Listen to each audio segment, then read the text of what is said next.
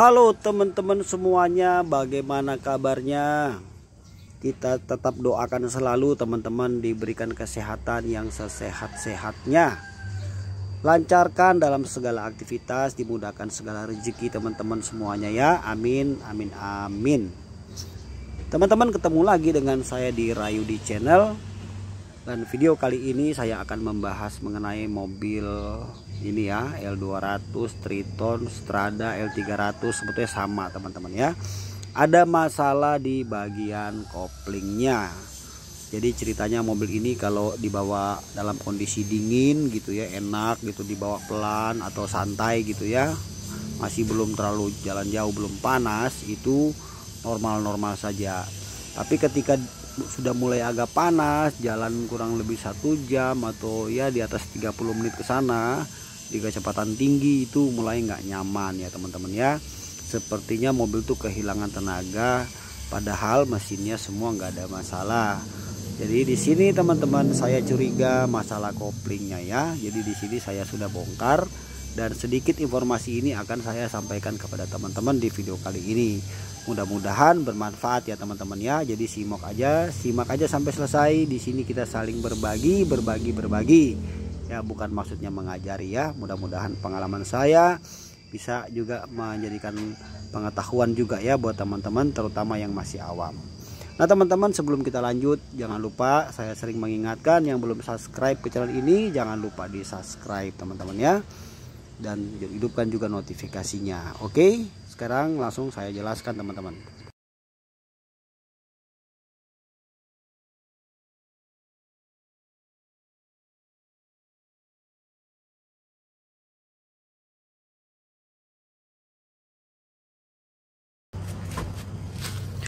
Oke teman-teman, jadi masalah di mobil ini ya teman-teman, di yang berhubungan dengan kopling ya maksudnya ya. Jadi mobil ini kalau misalnya kita bawa jalan ya teman-teman, untuk tenaganya sebetulnya masih ada ya teman-teman ya. Hanya saja terkadang kalau kita lari di kecepatan tinggi itu ya, pas kecepatan tinggi ini sering agak suka nggak enak di sekitaran kopling teman-teman ya. Nah jadi setelah saya penasaran juga ya, jadi setelah saya bongkar ya, saya cek, ini sebetulnya masih tebal teman-teman ya, maksudnya masih bisa dipakai lah gitu sebetulnya ya. Nih coba lihat, ini kan masih ada, coba lihat ya. Nah kalau dia sudah kategori tipis itu, ini paku nih bisa nempel ya. Jadi udah habis banget ya, udah pasti mobil nggak akan ada tenaga teman-teman. Tapi kalau di sini kalau kita lihat ya, secara kasat mata aja ya, fisik aja kita lihat begini, sebetulnya masih tebel nih ya. Ini kan masih tebel sebetulnya ya. Nah tapi apa permasalahannya teman-teman? Nah ternyata setelah kita perhatikan baik-baik, ini sudah gosong teman-teman. Si kanvas koplingnya udah gosong nih, coba lihat ya. Ini kayak macam udah pecah-pecah gitu loh. Jadi kelihatannya sepertinya tidak rata gitu ya. Jadi kayak pecah-pecah gitu, lihat ini ya. Nah jadi teman-teman, kopling tidak selalu harus dalam kondisi sudah tipis baru memang harus diganti, itu sih umum ya. Tapi ketika kita menurunin kopling mobil kita teman-teman, harus perhatikan kalau si koplingnya itu udah gosong, artinya sudah banyak pecah-pecah di sini. Nah itu bisa menimbulkan masalah teman-teman ya, bisa juga jadi agak getar di kopling, maksudnya bodi mobil bisa agak bergetar gitu ya. Bisa juga pengaruh dengan tenaga mobil ketika mobil dalam kondisi dibawa jalan sudah jauh, artinya sudah panas ya, temperatur sudah tinggi, sudah naik, jalan udah jauh ya, panas, ada masalah. Nah itu di sini teman-teman ya, sangat berpengaruh sekali teman-teman. Nah jadi ketika kita membelikan spare part kanvas kopling yang original, Teman-teman harus bisa memastikan ya dengan tokonya bahwa itu bukan hanya kardusnya aja yang ori gitu yang bagus, tapi memang isinya sama ya teman-teman ya. Jangan sampai nanti mohon maaf takutnya ada toko-toko modus kan, dalamnya itu kardusnya beda, dalamnya beda ya kan. Nah jadi teman-teman harus pastikan kalau misalnya mau beli spare part yang baru ya, kanvas yang baru atau dekrup yang baru, pastikan bahwa memang betul barang itu bagus. Dan jangan pernah kalau untuk kanvas kopling ya, jangan beli yang imitasi, saran saya teman-teman, karena memang tenaga mobil tuh ada di sini teman-teman ya. Untuk mobil manual tuh tenaganya ada di sini. Nah kemudian teman-teman juga jangan lupa ya untuk mengecek si dekrup ya, atau matahari ya, jangan lupa juga dicek ini teman-teman, karena ini dua bagian ini sangat berpengaruh teman-teman ya.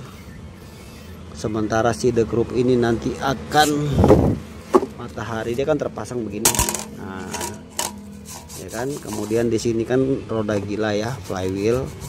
Nah jadi kalau di bagian sini sudah tidak rata ya, ini bisa sangat membuat mobil kita pengaruh banget, nggak nyaman banget ya. Terlebih pada saat pindah gigi 1, 2 setengah kopling itu bisa masalahnya bisa bergetar juga di bodi mobil kita teman-teman. Salah satu penyebabnya dari sini. Kemudian ini untuk diafragmanya yang tengah ini juga dicek ya. Nih kalau misalnya ini sekalian saya jelaskan mumpung lagi turun koplingnya. Jadi kalau udah turun gini ya, kalian cek aja dengan cara yang manual yang gampang ya. Nah jadi saya sekalian memberikan teman-teman penjelasan ya. Jadi ini dia bagian diafragma yang tengah ini teman-teman ya.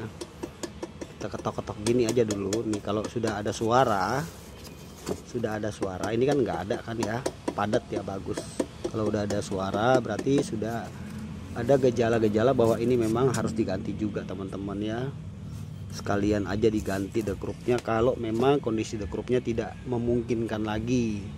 Namun apabila masih layak pakai, dekrupnya masih bagus ya, apalagi di bagian sini yang ketemu dengan deklaher ini tidak kemakan ya, artinya di sini masih bagus. Jadi teman-teman cukup ganti kanvas koplingnya saja dengan deklaher. Tapi kalau bengkel biasanya menyarankan tuh diganti ya dua-duanya teman-teman ya.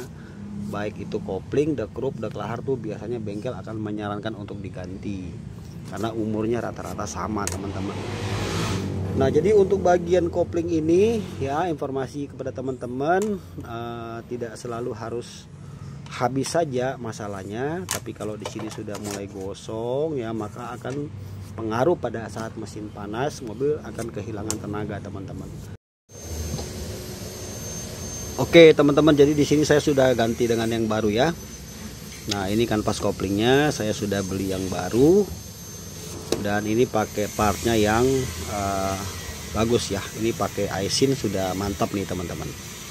Nah ini produk yang bagus ya, boleh dibilang ini sudah sering saya pasang ya. Mantap nih teman-teman ya, tidak ada masalah. Dan ini punyanya L300 ya. Jadi beli barang, sekali lagi saya tekankan, beli barang yang bagus, jangan abal-abal. Jangan sampai nanti kita beli juga barang yang sudah rekondisi ya. Jadi dari ciri-ciri fisik kita bisa lihat, dan juga merek si spare partnya kita bisa lihat teman-teman ya. Seperti itu kita bisa cek kondisinya, dan ini pun terlihat agak sedikit perbedaan ya di bagian ini nih. Nah jadi untuk L200 ini sama, kita bisa pakai untuk bagian koplingnya ini sama, kanvasnya ini maksudnya ya, ini sama dengan L300. Jadi teman-teman bisa belanjakan ya, bisa beli teman-teman. Dan harganya juga kategori sangat terjangkau ya. Untuk kanvas kopling yang ini sekitar 400 ribuan ya harganya, itu berarti barangnya sip ya. Seperti itu teman-teman ya. Jadi ini aja sedikit penjelasan dari saya. Mudah-mudahan video ini bermanfaat buat teman-teman semuanya ya. Terima kasih sudah menonton. Terima kasih juga buat subscriber saya yang terus mendukung channel ini. Salam sukses buat kita semuanya teman-teman ya. Sampai jumpa lagi Rayu di channel teman-teman. God bless you teman-teman. Bye.